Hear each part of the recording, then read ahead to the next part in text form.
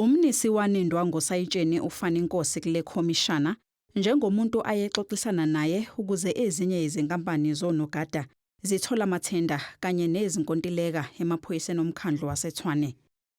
Evela ke okokuqala kule khomishana, umnisi ukuphikile ukuthi waba nesandla ekutheni inkampani yomfowabo kaNkosi ingaphesheya igcine isithole ithenda emnyangweni wamaphoyisa omkhandlu waseTshwane.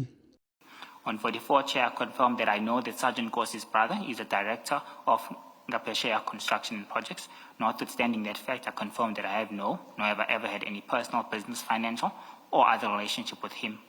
Umnisi ungusihlalo wekomiti elibhekele ukufakwa kwezicelo zamathenda. Nokuyilona ke elibheka liqhathanise izicelo ezisuke zifakiwe ukuthi ziwulungele yini lo msebenzi.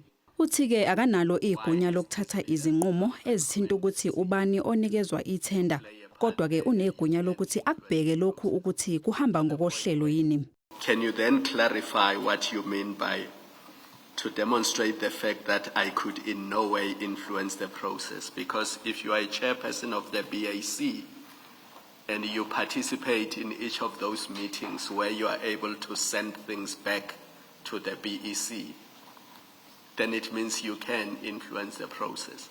With respect, I would like to maintain the statement that I do not influence, but I play an oversight in terms of ensuring that all due processes are followed accordingly at the stage of the British Education Committee. Umnisi ucele ukuthi obunye ubufakazi abethule ngasese ngenxa yokuthi buqukethe imininingwane ebucayi. Isigcawu sizoqhubeka ngomsombuluko.